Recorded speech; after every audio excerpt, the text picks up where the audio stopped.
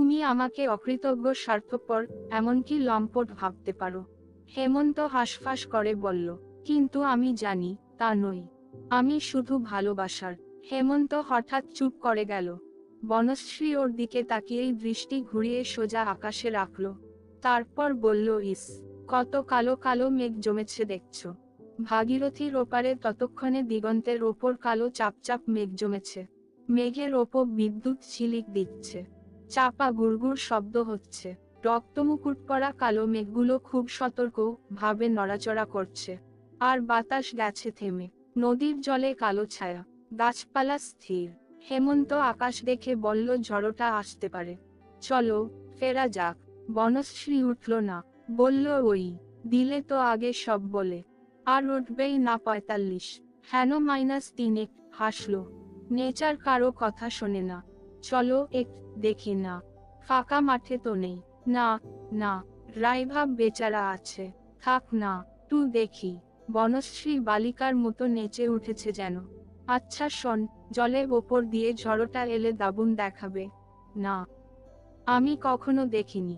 হেমন্ত বিরক্ত হয়ে বলল, সে তো ফোর্ট উইলিয়মের পেছনে গঙ্গার ধারে বসে দেখা যায়। ভ্যাট, সেখানে তো শুধু নৌকো, স্টিমার আর জাহাজে ঠাসা।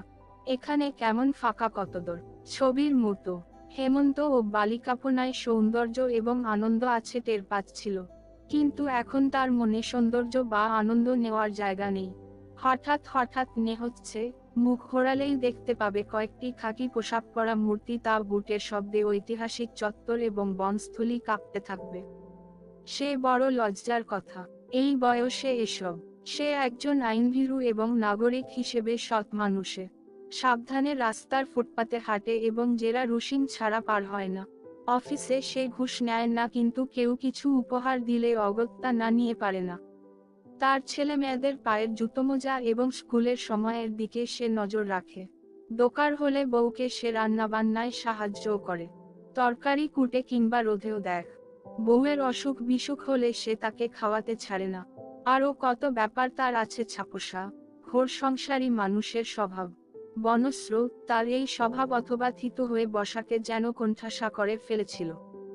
আর বনশ্রীর সামনে তো সেই স্বভাব ব্যাপারটা ছাড়িয়ে আরেক হেমন্ত, অনেক পথ হেঁটে আসা ক্লান্ত পথিকের মতো দাঁড়িয়ে বিশ্রাম নিতে পেরেছে এতদিন, যেন বনশ্রীর ঘন ছায়াতর আকাশে যখন প্রখর সূর্য। কিংবা উপমাটা অন্যভাবে দেওয়া হয়, দুপুরে অফিস ফাঁকি দিয়ে বেরুনো কেরানির সিনেমা দেখা, কিংবা বিপুলে ব্যবসায়ী গৃহিণী গ্রীষ্মের দুপুরে হেলতে দুলতে যেমন ঢুকে এয়ার কন্ডিশন সিনেমা ঘরে। মানুষের অনেক অদ্ভুত অতৃপ্তি থাকে। হেমন্ত এখন তার একদা অনির্দিষ্ট অতৃপ্তির প্রতি ক্ষুব্ধ। পোশাকের ভেতর লুকিয়ে থাকা একটা ছারপোকার, তাকে খুঁজে বের করে টিপে মারার রাগ হেমন্তের মনে। হট, সৌন্দর্য, শারীরিক আনন্দ, এসব ব্যাপার ছাড়াও মানুষ স্বল্পে শয়ে বেঁচে আছে পৃথিবীতে। শুধু টাকা গুণে, কিংবা রোজ অফিস যাতা রাগ করে সন্ন্যাসী হয়ে টোটো ঘুরে পাহাড়ে অরণ্যে বেঁচে আছে। আর লক্ষ কোটি কোটি মানুষ এ যাবৎ যারা জন্মেছে, তাদের লোকসংখ্যা হিসেবে এনে বলা যায় কত কম লোক প্রেম করেছিল বা এই মুহূর্তে প্রেম করছে। নারীর প্রেম ছাড়াও মানুষের বাঁচা হয়, ও একটা অনর্থক ধাঁধা মাত্র। শালা প্রেম। যার বয়স ৪০ এবং দুটো ছেলেমেয়ের বাবা, তার এই ধাঁধার খেলায় মেতে ওঠার কি মানে হয়?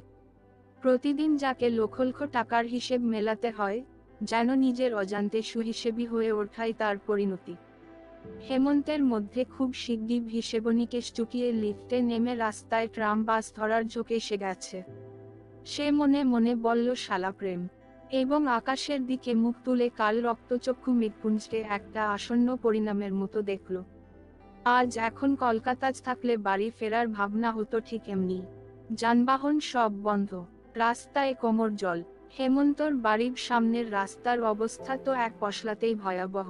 বউ কিন্তু ভালবাসুক আব নাই বাসুক, ছেলেমেয়ের বাবার জন্যে জানলার রডের নাক ঠেকিয়ে রাস্তা দেখবে, রিকশো করলেন না কেন? এ মা, না না, আগে সব ছাড়ো, তারপর পা বাড়িও। ট্রেনের ময়লা ঘরে নিতে দেব না। আর রাতেও ফের বৃষ্টি নামলে সাক্ষীর গাজে হাত রাখবার চেষ্টাতেই হেমন্ত শুনবে, আজ কেউ জোটেনি বুঝি। যেন হেমন্ত সারাদিনই জোটে, যেন হেমন্ত আপিস করে না, স্ত্রীলোক নিয়ে ঘোবে। কলকাতায় যেন লোক নেই জন নেই, শুধু নির্জন পার্ক, এবং হেমন্ত শুধু ওইসব করে। সাক্ষীর কথা শুনে হেমন্ত হাসবে, বলবে, জোটে ইচ্ছে করলেই। জোটায়নি, এই বয়সে আর ওসব সাজে না। তখন সাক্ষী বলবে, পুরুষ মানুষের আবার বয়স, তোমাকে তো কত ইয়াং দেখায়। আমি বুড়ির বুড়ি, হবে না। সেই ঢুকেছি, তারপর খানিতে জুড়েছ। আজও কি রেহাই পেলুম, শালা প্রেম। সাক্ষীকে মোটে বার দুই বেড়াতে নিয়ে গিয়েছিল হেমন্ত, একবার চাইবাসা, আর একবার ডায়মন্ড হারবার। হেমন্ত বস্তুত ঘরকুনো বরাবর, বাইরে যাওয়া মানেই কষ্ট, একগুচ্ছের টাকা খরচ।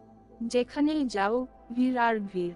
আবার একেবারে নিরিবিলি জায়গাতেও বেশিক্ষণ ভালো লাগে না, হাফ ধরে যায়। এদিকে বাসায় চুরিচামারি হয়ে গেল কিনা কে জানে। বাইরে গেলে ওই এক আতঙ্ক।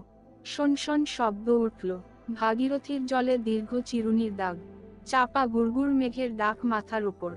তারপর কয়েক সেকেন্ডেই সামনে ওপারে ঘন ধূসর এক পাঁচিল এসে দাঁড়িয়েছে। হেমন্ত বলল, ওঠ, ঝড় আসছে। বনশ্রী উঠল না, তার মুখে হাসি। হাসতেই যেন আসন্ন তোলপাড়কে বরণ করে নেওয়া কিংবা মেনে নেওয়ার আভাস। হেমন্ত বলল, আহ, ওঠ বনশ্রী। কাশরি বলল, চলো না তুমি, গাড়িতে গিয়ে বসো, যাচ্ছি। হেমন্ত রাগ চেপে বলল, শিলাবৃষ্টি হতে পারে, তাছাড়া করের মধ্যে বসে থাকার কি মানে হয়। বনশ্রী ফের বলল, তুমি চলো। যাচ্ছি। কেন, একা এখানে কি করবে তুমি? কিছু না। তাহলে? ভালো লাগছে, বলে হেমন্তর মুখের ভাব দেখে সে খিলখিল করে হেসে উঠল। না, আমি জলে ঝাঁপ দিয়ে সুইসাইড করব না, তাহলে তুমি বিপদে পড়ে যাবে যে। সে তুমপি আমার আচ্ছ।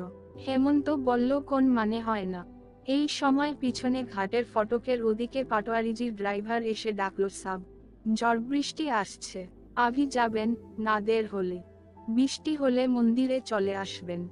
হেমন্ত বলল, চলো, যাচ্ছি। ড্রাইভার দৌড়ে চলে গেল। বাতাস বেড়েছে, খড়কুটো উঠছে।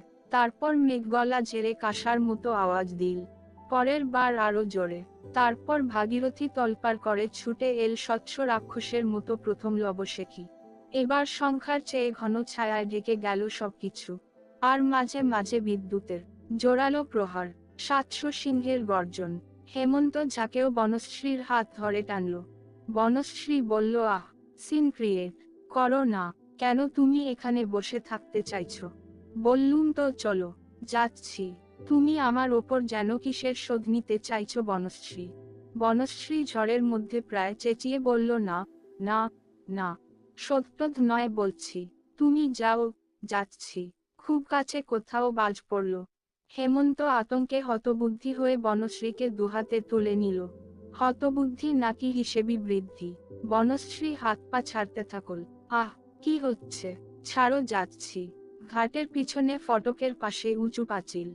পাঁচিলের নিচে ঝোপঝাড় নদী অবধি নেমেছে। সেখান থেকে চিলচিৎকার শোনা গেল ঝড়ের শব্দ চিরে, হাজি খেল দেখাতা জি, আবে হরিয়াবে, দেখ দেখ মজা। আবার কে? সেই রে, ও ছোড়াটা। নদীর ধারে ধারে চলে এসে হয়তো ও পেতেছিল কোপের মধ্যে। হেমন্ত ঘুরে দেখেই বনশ্রীকে ছেড়ে দিল। তারপর হুঙ্কার দিয়ে ধাপ ভাঙতে থাকলো। বনশ্রী হেসে অস্থির। ঝড়ের মধ্যে হেমন্ত কিভাবে এগোচ্ছে। ডিম্ব পালিয়েছে। হেমন্ত ঝোপের দিকে একটা পাটকেল ছাড়ে হাঁফাতে হাঁপাতে বলল, আসবে নাকি? আবার কোপাও বাজ পড়ল। সবকিছুর একটা সীমা থাকা উচিত। ঝড়টাও বেড়ে গেল। একটু অপেক্ষা করার পর হেমন্ত ফটকে গেল। ঘুরে দাঁড়িয়ে চেঁচিয়ে বলল, আসবে না তুমি? বনশ্রী শুধু হাসল। তার শাড়ি বিশৃঙ্খল উঠছে, পুরু অবধি নগ্ন হয়ে পড়ছে। সে সামলে নিতে ব্যস্ত ছিল, না পেরে বসে পড়ল সিঁড়িতে। একেই বলে স্ত্রীলোক। হেমন্ত মনে মনে গজরাল। সব শেয়ালে একরা এক মতো। স্ত্রীলোক নিয়ে সে 13 বছর ঘর করেছে। হুবহু একই স্বভাব। মিটে গো, অর্থহীন ছেলে মানুষই, অবুঝের মতো আচরণ। একেই তো বলে ফিমেল লজিক। ও লজিক বোঝা অসম্ভব পুরুষের পক্ষে। হেম খেপে গিয়ে সে ভাবছে, চাল আসবে না, আসবে না। এবার উঁচু পাঁচিলের ওপর একটু তফাতে যেখানে একটা শিরিষ গাছ গ্রামে সে উঠেছে, গাছটা পাঁচিলের ওপর ভেঙে পড়ছে যেন। লালু মিয়ার পুত্র এক হাতে দুদুলতো ডাল ধরে চেঁচিয়ে উঠল, আবে হরিয়া, আবে বুড়চা, ই স্যার, আজ যা দেখ দেখ। হরিয়াকে হেমন্ত জানে না, কিন্তু তার নার্ভে চূড়ান্ত হয়ে গেছে। আফটার অল আমি একজন ভদ্রলোক, যথেষ্ট শিক্ষা হয়ে গেল। এইসব ভেবে সে শেষ সিদ্ধান্ত নিতে যাচ্ছে, বৃষ্টির ফোঁটা এসে নাকের ডগায় পড়ল। প্রথমে ছোট ফোঁটা, তারপর দ্রুত ফোঁটা।